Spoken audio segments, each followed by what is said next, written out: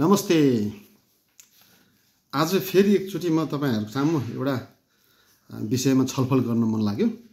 यो छलफल चाहिँ के सम्बन्धमा भन्दाखेरि चाहिँ हिजो आज हाम्रा पूर्व प्रधानमन्त्री भनौँदाहरू विशेष गरी केपी शर्मा ओली, प्रचण्ड र माधव कुमार नेपाल, यिनीहरू तीनजना चाहिँ फेरि एकचोटि ठुल्ठुलो स्वरले भाषण दिँदै कराउँदै जनताहरूलाई झुक्याउने किसिमको तर्कहरू दिँदै आउनु भएको छ। उहाँहरूको छोटकरीमा उहाँहरूको मनसाय चाहिँ के भन्दाखेरि चाहिँ हाम्रो पालामा हामीले देशमा धेरै विकास गरेका थियौँ, त्यसकारणले अब फेरि हामी नै प्रधानमन्त्री बन्न पर्यो, लौ न हो भन्दै हारगुहार गरेको भाषणहरू देख्न पाइरहेछौँ हामीले, हैन त। त्यही विषयमा अलिकति चर्चा गर्न मन लाग्यो है त। ल सुरु गरौँ है त। ल म तपाईहरु समक्ष यो केही तथ्याङ्कहरू प्रस्तुत गरेर छलफल अगाडि बढाउन चाहन्छु र यो तथ्याङ्कहरू प्रस्तुत गरिसकेपछि तपाईहरु आफै विचार गर्नुस्, नेपाल कस्तो थियो, कस्तो भयो अथवा के भयो बीचमा भन्ने कुराहरू तपाईहरु आफै थाहा पाउन सक्नुहुन्छ है त। मैले सन् 2090 देखि सन् 2024 सम्मको भनौँ न 46 सालको आन्दोलन पछि र अहिलेसम्म नेपालमा भएका विभिन्न सूचकाङ्कहरू, इन्डिकेटरहरूमा कति सुधार भयो भएन, यसको असर देशलाई कस्तो किसिमले पर्यो परेन भन्ने बारेमा अलिकति तथ्याङ्कहरू ल्याएको छु। त्यसको बारेमा सानो चर्चा गर्छु र अलि पछि छलफल गरौँला है त। ल सबभन्दा पहिला सुरु 2046 सालदेखि यता आउँदाखेरि यो 34 वर्षको अवधिमा, हैन, यो 34 वर्षको अवधिमा चाहिँ के देखिएको छ भन्दा नेपालमा 30 पटक भन्दा बढी प्रधानमन्त्री परिवर्तन भएका रहेछन्। 30 पटक भन्दा बढी 34 वर्षमा, है, कल्पना गर्नु आफै। अब म अरू देशसँग जान्छु। भारतमा 7 पटक कार्यकारी प्रमुख अथवा प्रधानमन्त्री परिवर्तन भएको देखिन्छ भने चीनमा 4 पटक त्यहाँको कार्यकारी राष्ट्रपति परिवर्तन भएको देखिन्छ र अर्को सानो देश मालदिभ्समा जम्मा 5 पटक प्रधानमन्त्री परिवर्तन भएको देखिन्छ 34 वर्षको अवधिमा। नेपालमा चाहिँ 30 पटक भन्दा बढी 31-32 पटक भएको छ क्यारे अझै, हैन।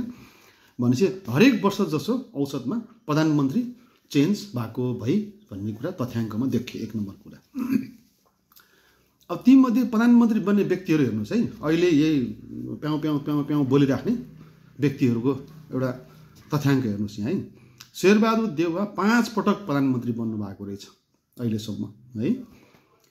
केपी ओली 4 पटक, प्रचण्ड 3 पटक, माधव कुमार नेपाल 1 पटक, गिरिजाप्रसाद कोइराला 4 पटक, बाबुराम भट्टराई 1 पटक र झलनाथ खनाल 1 पटक अहिले देखिएकाहरू मध्ये। तीमध्ये गिरिजाप्रसाद कोइराला त बितिहाल्नु भयो र उहाँलाई यसबाट आउट गरौँ लिस्टमा।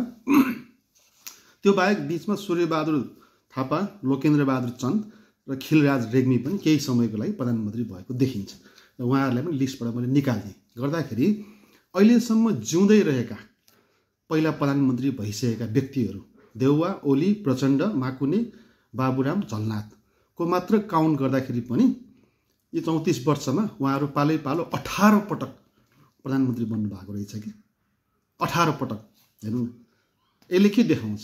यसले के देखाउँछ भन्दा उहाँहरू चाहिँ पालै पालो आफू मिलेर प्रधानमन्त्री बनिराख्ने, देशलाई भड्कालोमा हालिराख्ने भन्ने उहाँले एउटा म्युजिकल चेयर गेम खेल्छौँ नि बच्चामा हामीले, अब म्युजिकल चेयर खेलेको भने प्रमाणित त भइहाल्यो, एउटा कुरा है। अब अर्को कुरा, अब यो अवधिमा गएको 34 वर्षमा नेपाल कस्तो अवस्थामा आइपुग्यो त भन्ने थोरै हेरौँ है त। म नेपाल, इन्डिया, चाइना र मलदिभ्स 4वटा देशको तुलनात्मक तथ्याङ्कहरू, डेटाहरू तपाईँलाई देखाउँछु। यो 34 वर्षमा नेपालको प्रति व्यक्ति आय $210 थियो, हैन, 34 वर्ष अगाडि। अहिले कनी कुनी तानतुन गरेर $1400 देखाउँछ। त्यसै गरी इन्डियाको $367 थियो र हाल इन्डियाको लगभग $2400 भन्दा अलि बढी छ वार्षिक प्रति व्यक्ति औसत आय। चीनको 34 वर्ष अगाडिको वार्षिक प्रति व्यक्ति औसत आय $317 जम्मा त्यति भएको देश अहिले चीनको प्रति व्यक्ति आय $13,000 भन्दा बढी भइसक्यो, लगभग $14,000 पुग्न खोजेको छ उनीहरूको चाहिँ, है। भने मलदिभ्सको पहिले नै बढी थियो, 34 वर्ष अगाडि नै $1100 थियो भने अहिले मलदिभ्सले $17,000 प्रति व्यक्ति आय छ मलदिभ्सको।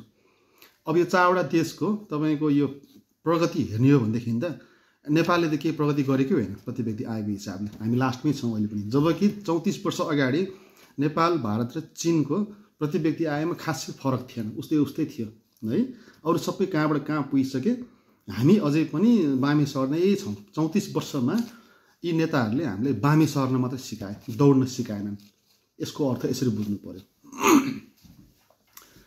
र कुल हामी गारस्थ उत्पादन भन्छौँ कि देशको पुँजी, देशको सम्पत्ति कति बढ्यो भन्छौँ, त्यसलाई जीडीपी भन्छौँ, ग्रस डोमेस्टिक प्रडक्ट भन्छौँ होइन।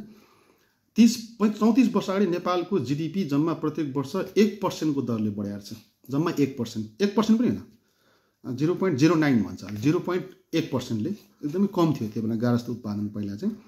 भने 2024मा आइपुग्दाखेरि 34 वर्षपछि जम्मा 3%ले बढेको देखिन्छ होइन। भारतको 5.5बाट 7% पुग्यो, चीनको लगभग 4%बाट अहिले 5%मा मात्र छ। तर उहाँहरूको चाहिँ 1992 सालमा चाहिँ 14% को यो कुल गारस्थ उत्पादन वात्तै बढेको देखिन्छ। त्यसपछि चीनको रिकभरी फेज सुरु भयो, उहाँहरूको सम्पत्ति बढेको छ। भने मालदिभ्सको 16%बाट अहिले चाहिँ लेटेस्ट चाहिँ जम्मा 5% मात्र छ। तर मालदिभ्सको पनि सन् 2021मा चाहिँ जीडीपी एकैचोटि छलाङ मारेर 37%सम्म बढेको देखिन्छ। भनेपछि नेपालको कुल पुँजी, कुल सम्पत्ति पनि बढाउने काम भएको छैन गएको 34 वर्षमा, एउटा डाटा। अब लिट्रेसी रेट होइन, साक्षरता दर भन्छौँ हामीले, नेपालको 33%बाट अहिले 76% पुगेको देखिन्छ साक्षरता दर चाहिँ। तर नेपालको साक्षरता दर केलाई मान्ने भन्ने इन्डिकेटरमा अझै पनि क्वेसन छ। हामीले साधारण लेखपढ गर्न जान्नेलाई पनि साक्षरता दर मानेको जस्तो लाग्छ मलाई चाहिँ अहिले पनि। र एउटा कुरा, र अर्को कुरा चाहिँ नेपालमा जति पनि साक्षर व्यक्तिहरू छन्, यी साक्षर व्यक्तिहरू चाहिँ नेपालको बाटो, नेपालको हावापानी, नेपालको मौलिकतामा भिज्ने खालको शिक्षा होइन, यो सबै विदेशीहरूले लादेको शिक्षा हो भनेर बुझ्नु पर्यो हामीले। साक्षरता दर बढेको देखे तापनि यो शिक्षित व्यक्तिहरू नेपालको लागि उपयुक्त शिक्षित व्यक्ति चाहिँ होइनन्, यो कुरा बुझ्नु छ एउटा। एनिवे, इन्डियाको 48बाट अहिले 78% पुगेको छ। चाइनाको 78%बाट लगभग 100% साक्षरता दर पुगिसकेको छ चाइनामा चाहिँ। मालदिभ्समा 90%बाट 97%, लगभग उहाँहरूको पनि 100% साक्षरता दर चाहिँ पुगिसकेको छ। ओके, एउटा डाटा मैले यहाँ बुझाएँ। अनि ह्युमन डेभलपमेन्ट इन्डेक्स ऱ्याङ्किङ भन्छौँ कि, त्यो भनेको मानव विकास सूचकाङ्क भन्छौँ। त्यो भनेको चाहिँ कुन चाहिँ देशको जनताहरू कतिको विकसित छन् होइन, त्यो मतलब ओभरअलमा विकास भन्नु खोज्यो। जस्तो खानपान, क्वालिटी अफ लाइफ सबै हिसाब गर्दाखेरि एसडिआई इन्डेक्स भन्ने निकाल्छ एउटा। त्यो हेर्दाखेरि के देखिन्छ भन्दा नेपाल 34 वर्षपछि पनि अहिले 145 नम्बरमा रहेछ, जुन 180वटा देशको क्यालकुलेसन गरेको छ के यसमा होइन। 145 नम्बरमा छ नेपाल। भनेपछि एकदमै गरिबीबाट चाहिँ हामी नम्बर गनियो भनेदेखि चाहिँ माथि छौँ होइन। धनीको देशमा गनियो भनेदेखि हामी 145 नम्बरमा छौँ हामी। अहिले भारत 130 नम्बरमा छ। चीन एकदमै छलाङ मारेर 78 नम्बरमा पुगेको छ भने मालदिभ्स चाहिँ अहिले तपाईँको 93 नम्बरमा पुगेको छ। भनेपछि नेपालको मानव विकास सूचकाङ्क खत्तम, गएको 34 वर्षमा टसका मस पनि भएको छैन। त्यो पनि बताएँ मैले तपाईँहरूलाई। र अत्यन्त गरिबीको रेखामुनि रहेका जनताहरूलाई चाहिँ त्यो रेखाबाट माथि तान्ने काम कति भयो त होइन। गरिबीको रेखामुनिका जनताहरूलाई माथि उकास्ने काम कति भयो त भन्ने हेरौँ है त। 34 वर्ष अगाडि अत्यन्त गरिबीको रेखामुनि रहेको जनसङ्ख्या लगभग 49% थियो भने अहिले 34 वर्षपछि आएर अझै पनि 20% जनसङ्ख्या अत्यन्त गरिबीको रेखामुनि छन् भन्ने देखाउँछ डेटाले। जुन अब हेर्नुहोस् अरू देशको हेर्नुहोस् है, भारतको 48% थियो, जुन नेपाल जत्तिकै गरिबीको रेखामुनि भएको जनसङ्ख्या भारतमा पनि थियो त्यो बेलामा। अहिले भारतमा अत्यन्त गरिबी रेखामुनि रहेको जनसङ्ख्या 3% मात्र छ भन्ने डेटाले देखाउँछ भने चीन हेर्नुहोस् है, चीन 34 वर्ष अगाडि अत्यन्त गरिबीको रेखामुनि रहेको जनसङ्ख्या 85%, 85% जनसङ्ख्या त्यहाँ अत्यन्त गरिबीको रेखामुनि थिए। अहिले आएर 34 वर्षपछि गरिबीको रेखामुनि रहेको जनसङ्ख्या 0 सरह छ, 0 है, सबै 0 छ। उनीहरू सबै मध्यमवर्गीय परिवार, उच्च वर्गीय परिवारमा उनीहरू माथि माथि गइसक्यो भने मालदिभ्समा पनि अत्यन्त गरिबीको रेखामुनिको जनसङ्ख्या 0% मानिन्छ। भनेपछि नेपालको गरिबीको रेखामुनिको जनसङ्ख्या अझै पनि 20-25% बाँकी छ। खोइ गरिबी उन्मूलनको नाममा त्यत्रो बजेट कहाँ गयो, एउटा तर्क है। अब शिक्षित बेरोजगारी दर भन्छौँ हामी चाहिँ, अर्को एउटा सूचकाङ्क छ। शिक्षित बेरोजगारी दर अहिलेको लेटेस्ट डाटा अनुसार 2024मा, यो भनौँ न 1990 पछि यता आइसकेपछि अझै पनि नेपालमा शिक्षित बेरोजगारको सङ्ख्या 27%, 27% देखिन्छ, जुन भारतमा 19%, चीनमा 16% र मल्दिभ्समा जम्मा 7% देखिन्छ। भनेपछि अघि मैले देखाएँ नि तपाईँलाई माथि जुन त्यो साक्षरता दर भने लिट्रेसी रेट बढेर के गर्ने, बेरोजगारी दर त अझै कार्य लाग्दो छ त अनि, होइन? अझै कार्य लाग्दो छ त। भनेपछि नेपालमा रोजगारी सिर्जना भएको छैन, बेरोजगारी त्यस्तै अवस्थामा छ भनेर बुझ्नु पर्यो। अब अर्को जस्तो कस्तो छ भने तपाईँको एउटा डाटाले के भन्छ भन्दाखेरि US डलर एक्सचेन्ज रेट भन्छौँ कि हामीले, अमेरिकी डलरको तुलनामा नेपाली पैसा कति थियो त, होइन? त्यसलाई हामी डलर एक्सचेन्ज रेट भन्छौँ। 34 वर्ष अगाडि $1 बराबर जम्मा 29 रुपियाँ थियो, मेयरली 29 रुपिज पर US डलर, होइन? 34 वर्ष अगाडि। अहिले कति पुग्यो थाहा छ? US डलर बराबर नेपालको पैसा 143 रुपियाँ, 143, 44, 45 पुग्यो क्या अझै पनि, होइन? ल हेर्नुहोस् त डलरको दाँजोमा नेपाली पैसाको हालत कहाँ पुर्यायो यिनीहरूले हाम्रो देशलाई। अब अर्को एउटा छ, हामीले यो पासपोर्ट ऱ्याङ्किङ भन्छौँ कि, पासपोर्ट ऱ्याङ्किङ भन्छौँ। संसारभरिमा कुन चाहिँ देशको पासपोर्ट सबभन्दा बलियो भन्ने एउटा ऱ्याङ्किङ हुन्छ कि, यो चाहिँ अब धेरै पुरानो डाटा चाहिँ छैन, सन् 2006देखिको पाएछु मैले। सन् 2006मा नेपालको पासपोर्ट ऱ्याङ्किङ जम्मा कहाँ थियो भन्दा 76 नम्बरमा थियो। सबैभन्दा बलियो पासपोर्टको जुन संसारभरिको देशको लिस्ट निकाल्दाखेरि नेपाल 76 नम्बरमा थियो भने अहिले सन् 2024मा आइपुग्दाखेरि 18 वर्षमा नेपालको पासपोर्ट ऱ्याङ्किङ अहिले 103 नम्बरमा, है? लास्टबाट फर्स्ट हुन लाग्छौँ हामी पनि, पासपोर्ट ऱ्याङ्किङ पनि खस्किएको छ।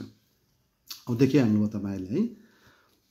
पर क्यापिटा जिडिपी विकास भएको छैन, जिडिपी ग्रोथ कछुवाको चाल, लिट्रेसी रेट बढेको देखिन्छ तर अनइम्प्लोइमेन्ट रेट खत्तम, बर्बाद अनइम्प्लोइमेन्ट रेट। त्यही भएर विदेश जानु परेको सबैजना पढा लेखा मान्छेहरू युरोप अमेरिका जान्छन्, अस्ट्रेलिया जान्छन्, अलिक कम पढेकाहरू चाहिँ खाडी देशमा जान्छन्, कारण त्यही नै हो, है?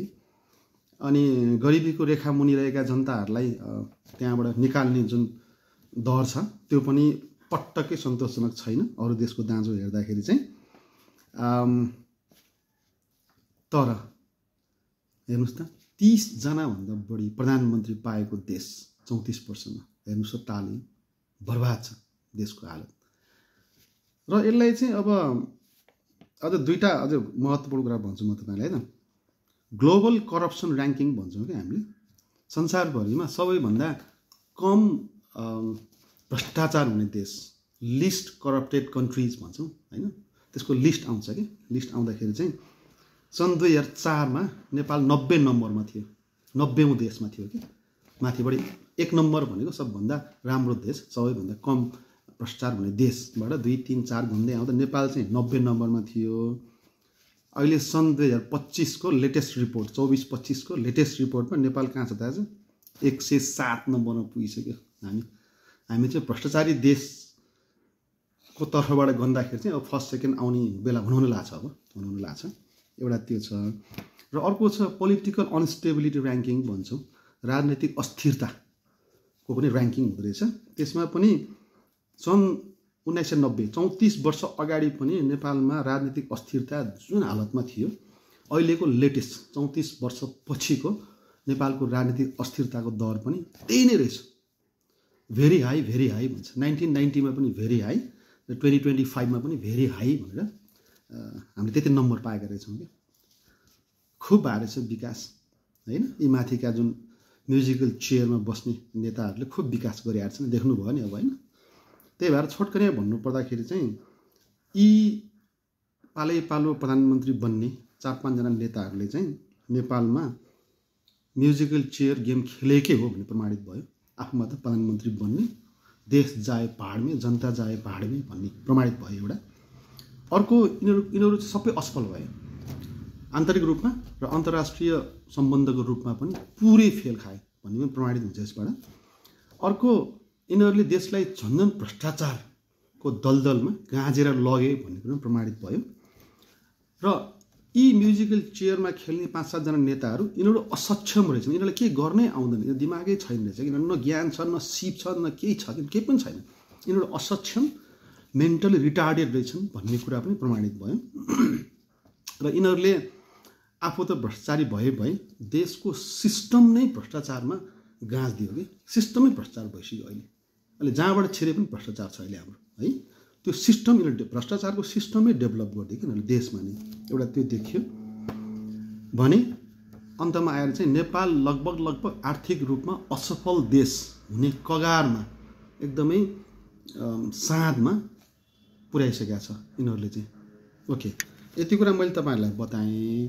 त्यही भएर अबको चुनावमा चाहिँ हामी सबैले यी माथि म्युजिकल चेयर खेलेर पालैपालो प्रधानमन्त्री बनेर देशलाई कङ्गाल बनाउने, देशको अवस्था खत्तमै पार्नेहरूलाई चाहिँ यसपालि हामी तिरस्कार गरौँ, यिनीहरूलाई तिलाञ्जली दिउँ, यिनीहरूलाई नजिताउँ, यिनीहरूलाई भोट नदिउँ। नयाँ शक्ति, नयाँ व्यक्ति, भिजन भएका व्यक्ति, काम गर्ने व्यक्ति होइन, अध्ययन यो सूचकाङ्क डाटा अनुसार योजना बनाउन सक्ने सोच भएका व्यक्तिहरूलाई चाहिँ हामी चुनावमा सपोर्ट गरौँ र अघि मैले भनेका पालैपालो म्युजिकल चेयर खेलेर देशलाई ध्वस्त पाउने व्यक्ति र तिनका मतियारहरूलाई यो पटक चाहिँ हामी बहिष्कार गरौँ। यति भन्नलाई मैले भिडियो बनाएको हो। कमेन्ट गर्नुहोला। धन्यवाद। नमस्ते।